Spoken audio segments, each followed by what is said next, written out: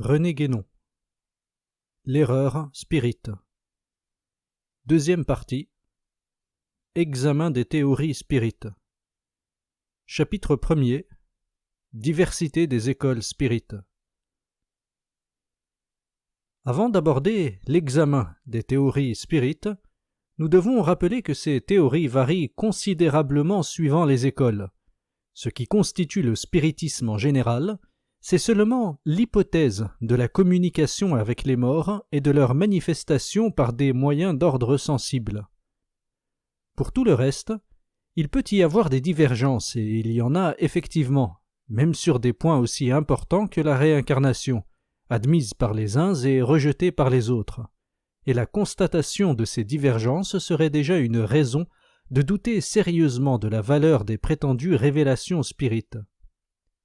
En effet, ce qui fait le caractère tout spécial du spiritisme, c'est que ce qu'il présente comme sa doctrine est entièrement basé sur les enseignements des esprits, entre guillemets. Il y a là une contrefaçon de la révélation, entre guillemets, au sens religieux, qu'il n'est pas inutile de souligner, d'autant plus que les spirites ne se font pas faute de prétendre que c'est à des manifestations du même ordre que les religions ont dû leur origine, et d'en assimiler les fondateurs à des médiums très puissants, voyants et thaumaturges tout ensemble. Les miracles, en effet, sont ramenés par eux à la proportion des phénomènes qui se produisent dans leurs séances, les prophéties à celles des messages, entre guillemets, qu'ils reçoivent, et les exploits de leurs médiums guérisseurs, entre guillemets, notamment, sont volontiers mis en parallèle avec les guérisons rapportées dans l'Évangile. Ces gens semblent tenir par-dessus tout à naturaliser le surnaturel, entre guillemets. Note de bas de page. Dans un livre intitulé « Spirit et chrétien », Alexandre Bellemare a été jusqu'à écrire ceci. Ouvrons les guillemets. « Nous réduisons les prophètes de l'ancienne loi au niveau des médiums. Nous abaissons ce qui a été indûment élevé. Nous rectifions un sens dénaturé. Et encore, s'il nous fallait faire un choix, nous donnerions de beaucoup la préférence à ce qu'écrivent journellement les médiums actuels sur ce qu'ont écrit les médiums de l'Ancien Testament. » Fermons les guillemets. Deuxième note de bas de page. Voir Léon Denis, Christianisme et Spiritisme, page 89-91. Dans l'invisible, page 423-439. Retour au texte. Nous avons d'ailleurs l'exemple d'une pseudo-religion, l'antoinisme, fondé en Belgique par un guérisseur, entre guillemets, ancien chef d'un groupe spirit, dont les enseignements, pieusement recueillis par ses disciples, ne renferment guère qu'une sorte de morale protestante exprimée en un jargon presque incompréhensible. On peut en dire à peu près autant de certaines sectes américaines, comme la Christian Science, entre guillemets, qui, si elles ne sont point spirites, sont du moins néo-spiritualistes, entre guillemets. Disons aussi, dès maintenant, puisque l'occasion s'en présente, que les spirites se plaisent à interpréter l'Évangile à leur façon, suivant l'exemple du protestantisme, dont l'influence sur tous ces mouvements ne saurait être niée. C'est ainsi qu'ils croient y trouver jusqu'à des arguments en faveur de la réincarnation. Du reste, si certains spirites se disent volontiers chrétiens, ils ne le sont qu'à la manière des protestants libéraux, car cela n'implique point qu'ils reconnaissent la divinité du Christ, qui n'est pour eux qu'un esprit supérieur, entre guillemets. Telle est l'attitude des spirites français de l'école d'Allan Kardec. Ouvrons la parenthèse. Il est même une fraction qui s'intitule expressément « chrétienne kardéciste », entre guillemets. Fermons la parenthèse. Et aussi de ceux qui adhèrent plus spécialement au néo-christianisme, entre guillemets, imaginé par le vaudevilliste Albin Valabrègue, lequel est d'ailleurs israélite. Nous connaissons des occultistes qui, au lieu de se dire chrétiens comme tout le monde, préfèrent se qualifier de christiques, entre guillemets, afin de marquer par là qu'ils n'entendent adhérer à aucune église constituée. Les spirites devraient bien trouver aussi quelques mots propres à éviter tout équivoque, car ils sont certainement beaucoup plus éloignés du christianisme réel que les occultistes auxquels nous faisons allusion. Mais revenons aux enseignements des esprits, entre guillemets, et à leurs innombrables contradictions. Même en admettant que ces esprits, entre guillemets, soient ce pourquoi ils se donnent, quel intérêt peut-on avoir à écouter ce qu'ils disent s'ils ne s'accordent pas entre eux, et si, malgré leur changement de condition, ils n'en savent pas plus long que les vivants? Nous savons bien ce que répondent les spirites, qu'il y a des esprits inférieurs, entre guillemets, et des esprits supérieurs, entre guillemets, et que ces derniers seuls sont dignes de foi, tandis que les autres, bien loin de pouvoir éclairer, entre guillemets, les vivants, ont souvent besoin au contraire d'être éclairés, entre guillemets, par eux, sans compter les esprits farceurs, entre guillemets, auxquels on doit une foule de communications, entre guillemets, triviales ou même obscènes, et qu'il faut se contenter de chasser purement et simplement. Mais comment distinguer ces diverses catégories d'esprits, entre guillemets? Les spirites s'imaginent avoir affaire à un esprit supérieur, entre guillemets, lorsqu'ils reçoivent une communication, entre guillemets, à laquelle ils trouvent un caractère élevé, entre guillemets, soit parce qu'elle a une allure de prêche, soit parce qu'elle contient des divagations vaguement philosophiques. Mais malheureusement, les gens sans parti pris n'y voient généralement qu'un tissu de platitudes, et si, comme il arrive souvent, cette communication entre guillemets est signée d'un grand homme, elle tendrait à faire croire que celui-ci a fait tout autre chose que de progresser entre guillemets depuis sa mort, ce qui met en défaut l'évolutionnisme spirit.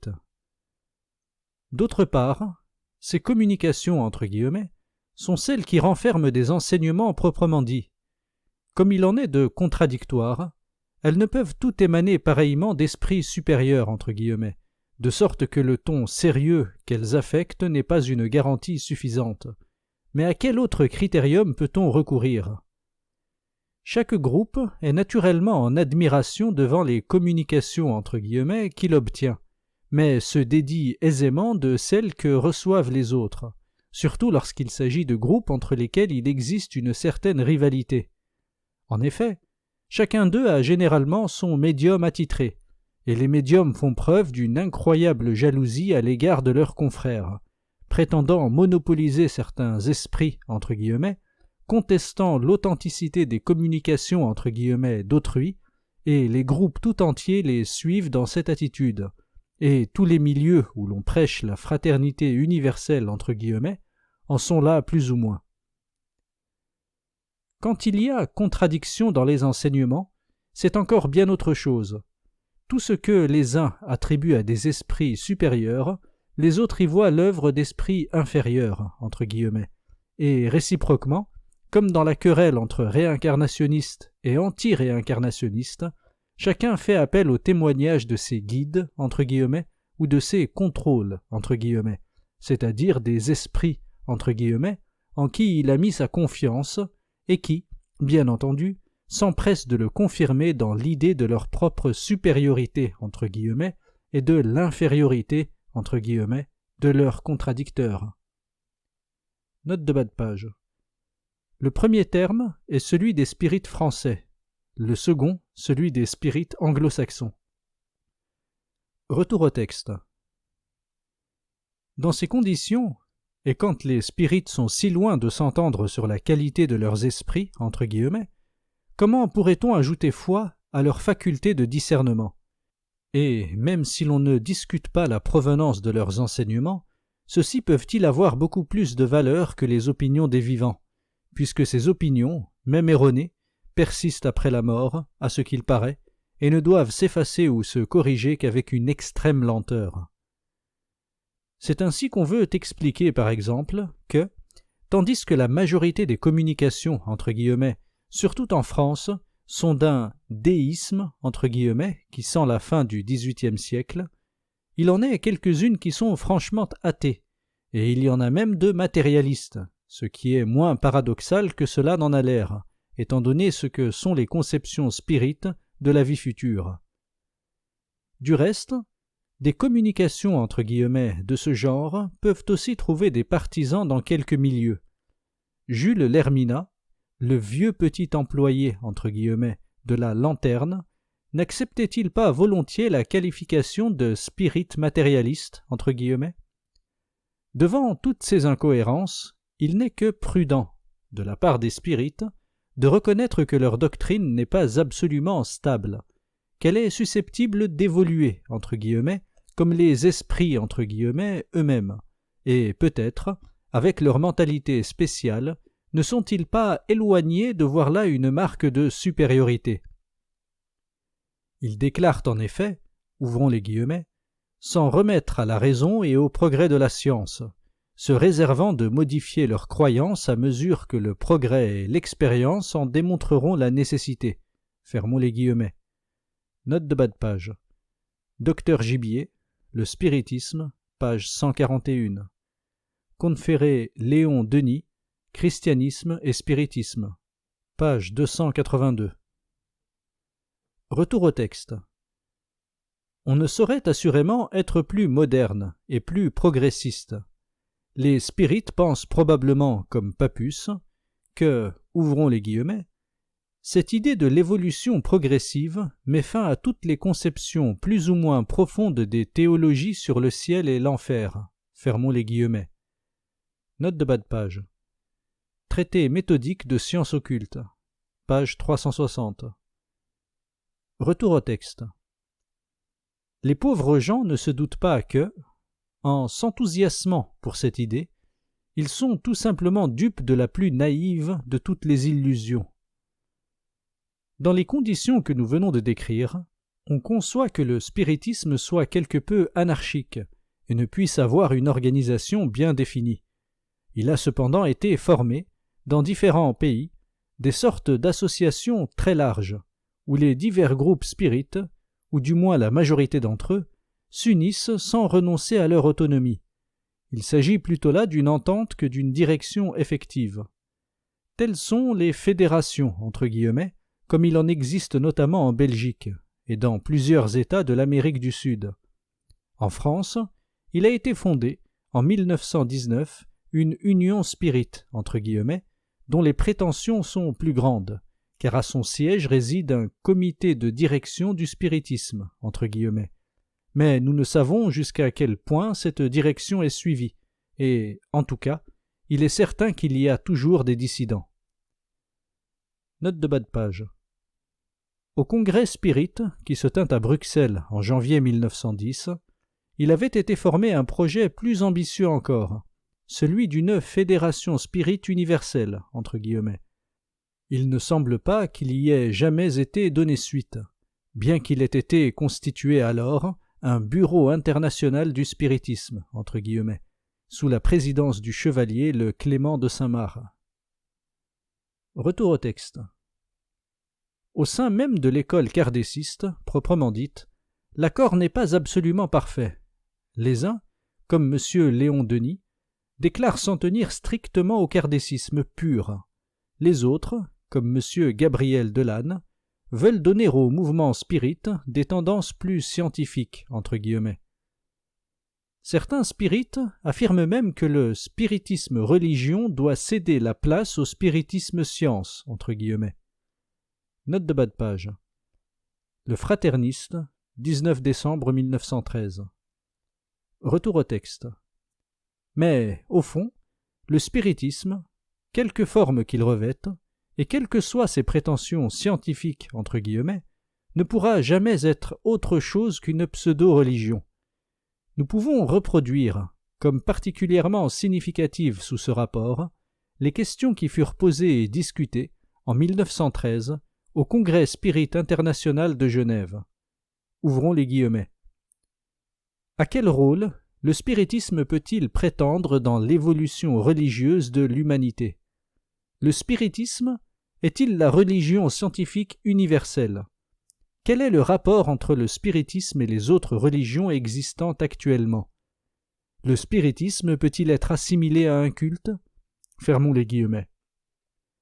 La déclaration que nous venons de citer n'émane d'ailleurs pas de l'école kardéciste. Elle est empruntée à l'organe d'une secte dénommée fraternisme, entre guillemets, qui professe des théories assez particulières et qui a acquis un développement considérable, surtout dans les milieux ouvriers du nord de la France. Nous en reparlerons à l'occasion, ainsi que de quelques autres sectes du même genre, qui ne sont pas parmi les moins dangereuses. En Amérique, le lien entre tous les groupements est surtout constitué par de vastes réunions en plein air appelées camp meetings, qui se tiennent à intervalles plus ou moins réguliers, et où l'on entend pendant plusieurs jours les discours et les exhortations des chefs du mouvement et des médiums inspirés, entre guillemets. C'est tout autre chose que les congrès européens. C'est d'ailleurs dans son pays d'origine, comme il est naturel, que le spiritisme a donné naissance aux associations les plus nombreuses et du caractère le plus varié. Nulle part, il ne s'est jamais posé plus ouvertement en religion que dans quelques-unes de ces associations. En effet, il est des spirites qui n'ont pas craint de former des églises, entre guillemets, avec une organisation tout à fait semblable à celle des innombrables sectes protestantes du même pays. Telle est, par exemple, l'Église du vrai spiritualisme, entre guillemets, fondée sous l'inspiration de l'esprit, entre guillemets, du révérend Samuel Watson, un ancien pasteur méthodiste qui s'était jadis converti au modern spiritualism. D'autres préfèrent la forme de ces sociétés secrètes ou demi-secrètes qui sont si fortes en honneur aux États-Unis et qui se décorent à l'envi des titres les plus pompeux, les plus impressionnants pour les profanes, entre guillemets. Un Américain pourra en imposer à ceux qui ne savent pas de quoi il s'agit, en se présentant comme membre de l'ancien ordre de Melchisédek, entre guillemets, autrement appelé Fraternité de Jésus, entre guillemets, ou d'un quelconque ordre des mages, entre guillemets. Il y en a plusieurs de ce nom, entre parenthèses. Et l'on sera tout étonné de découvrir ensuite qu'on a tout simplement affaire à un vulgaire spirit. Note de bas de page. Cet ordre, sous les auspices duquel fonctionne l'association des camp meetings de Zion Hill, entre guillemets, dans l'Arkansas, est dirigé par un suprême temple, entre guillemets, qui se réunit annuellement dans cette même localité et qui est composé de délégués choisis par les royaumes de lumière, entre guillemets, Sikh, entre parenthèses. Retour au texte. Des organisations de ce genre peuvent d'ailleurs aussi n'être pas spécialement spirites, mais compter un très grand nombre de spirites parmi leurs membres. Du reste, dans les multiples formes du néo-spiritualisme, entre guillemets, il y en a quelques-unes qui ne sont guère qu'un spiritisme plus ou moins perfectionné. C'est à tel point qu'on se demande parfois si l'apparence occultiste et les prétentions ésotériques de tel ou tel groupement ne sont pas un simple masque pris par quelques spirites qui ont voulu s'isoler de la masse et opérer une sorte de sélection relative. Et, si les spirites en général répudient tout ésotérisme, la présence de certains d'entre eux dans les milieux proprement occultistes prouve déjà qu'il peut y avoir bien des accommodements et des transitions. La conduite de ces gens n'est pas toujours rigoureusement conforme à leurs principes, si tant est qu'ils aient des principes. C'est surtout chez les spirites anglo-saxons qu'on trouve des choses du genre de celles auxquelles nous faisons allusion. Nous avons déjà parlé ailleurs d'une société anglaise, soi-disant rosicrucienne, dite « Ordre de la rosée et de la lumière », entre guillemets, que les organisations avec lesquelles elle était en concurrence accusèrent de pratiquer la magie noire, entre guillemets. Ce qu'il y a de certain, c'est qu'elle n'avait aucun rapport avec l'ancienne Rose-Croix, dont elle prétendait tirer son origine, que la plupart de ses membres étaient spirites, et que, en réalité, on y faisait plutôt du spiritisme qu'autre chose. Note de bas de page. Le théosophisme, page 33-34. Retour au texte. Ouvrons les guillemets. Leurs guides, lisons-nous en effet dans une lettre publiée par un organe théosophiste, sont des élémentaires, Francisco le moine, M. Sheldon et Abdallah ben Youssouf. Ce dernier ancien adepte arabe, ils sacrifient des chevreaux. Ils ont voulu former un cercle pour obtenir des informations d'une manière défendue. Il y a aussi parmi eux des astrologues et des sectateurs aveugles d'Hiram Butler. Fermons les guillemets. Note de bas de page. Lucifer, 15 juin 1889. Retour au texte.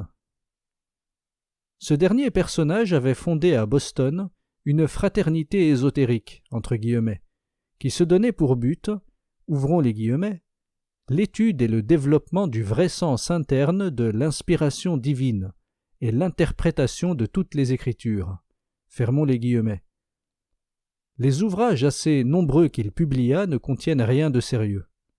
Toutefois, dans l'exemple que nous venons de donner, on ne peut pas dire qu'il s'agisse d'une école spirite à proprement parler, mais on peut supposer, ou bien que le spiritisme s'était infiltré dans une organisation préexistante, ou bien qu'il n'y avait là qu'un déguisement destiné à faire illusion au moyen d'un nom usurpé. En tout cas, si ce n'était véritablement que du spiritisme, cela voulait pourtant affecter d'être autre chose. Si nous avons cité ce cas, c'est pour mieux montrer toutes les formes qu'un mouvement comme celui-là est susceptible de prendre, et, à ce propos, nous rappellerons encore l'influence que le spiritisme a manifestement exercée sur l'occultisme et le théosophisme, malgré l'antagonisme apparent où il se trouve vis-à-vis de ces écoles plus récentes, dont les fondateurs et les chefs, ayant d'abord été spirites pour la plupart, gardèrent toujours quelque chose de leurs premières idées.